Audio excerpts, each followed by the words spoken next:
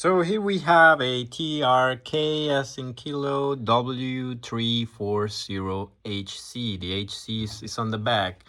Hitachi is a good brand, it's Japanese, however, this unit was made in China. Unfortunately, there isn't too much, none at all, existing information on the web about this unit, which I consider to be beautiful. And I will think, based on the curves alone, it's not pointy. So I would say it's the beginning of the 1990s, and there's the presence of a CD input on the back, which is pretty advanced. So I will rate it the beginning of the 1990s, and it's in good shape. Could use a cleaning. And yeah, let's start the tour and let's go. I'm gonna start on the back this time, and the reason for that is that I originally thought that I got a faulty unit, but you don't. If you find a Hitachi boombox that doesn't wanna turn on even, you either got a bad cable or this guy right here.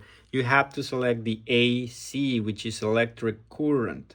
And if you turn it to the right, it will go to use the battery power, which is great.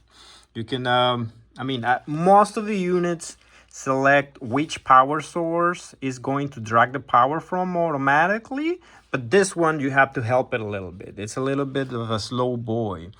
And right from the get-go, you can tell here I'm missing the antenna here on the top. As you can see, something or someone ripped it off accidentally, but we do have the handle, which is not flimsy at all. If you put it like this, it kind of, yeah, it will stay like that, which is great.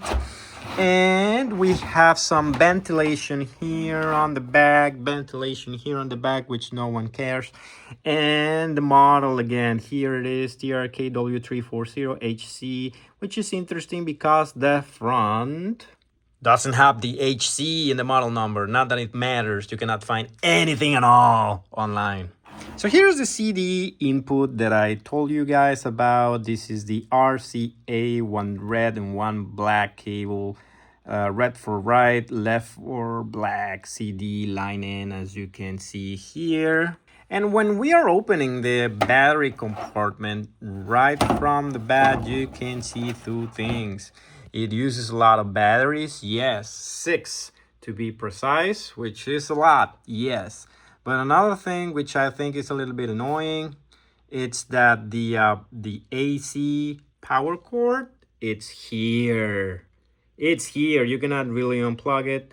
So most units would have it somewhere along the back, so you can like plug it and unplug it, easily replace the cable if it gets damaged for any reason. But this one, Hitachi decided to have it there, which is annoying if you ask me, because you must absolutely have it in the exact precise spot for it to be able to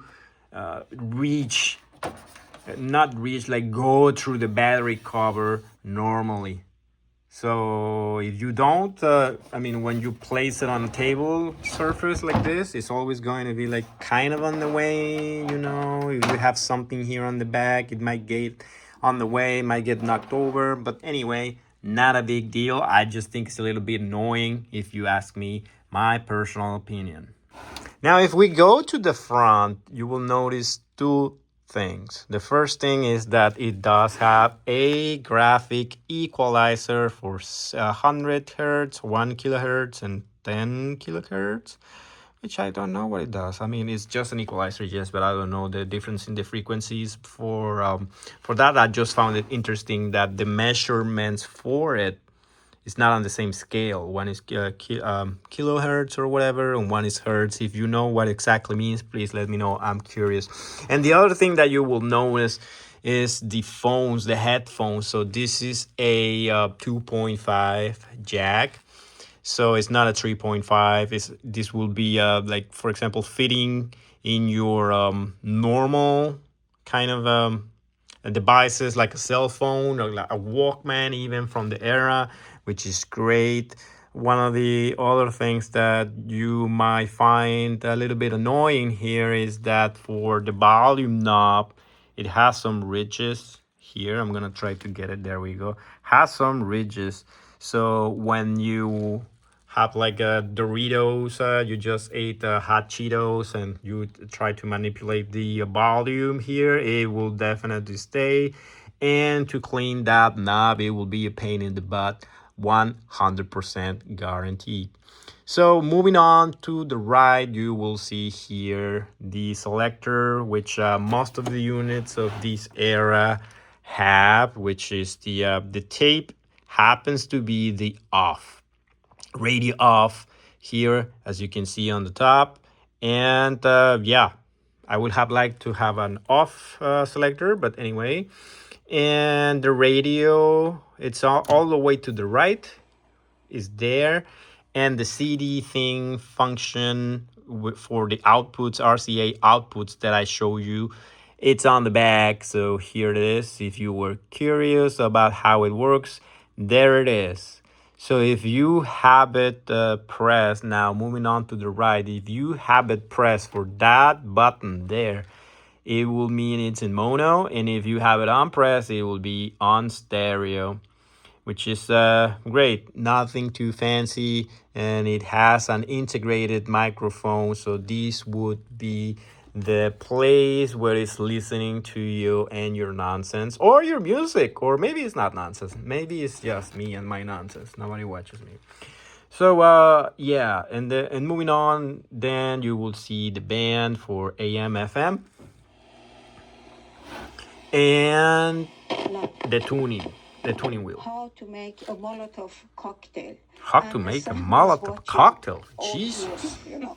Nothing was the way it was before, and everybody knew that the situation had changed. Okay. Was gone. Interesting. Khomeini had returned. I don't know what they're talking about.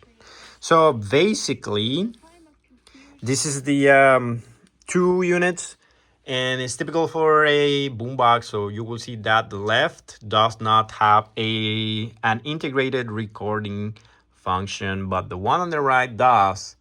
And these 2 cassette compartments are working 100%. So to play them, you will just select the off function or the tape function, and you will start playing. As always, Julio Iglesias is with me and showing all the good stuff.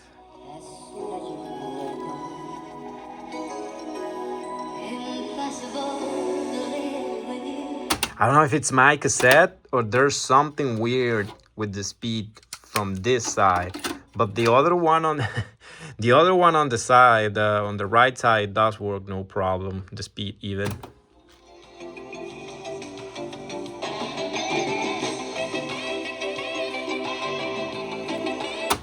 I don't know. I don't really know Julio Iglesias' music.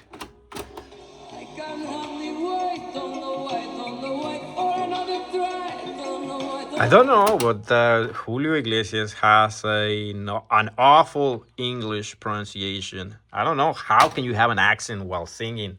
I thought that you will be able to remove your accent if you're singing. I don't know. There's like a couple of studies somewhere that says that. My accent is horrible as well, by the way. I'm aware.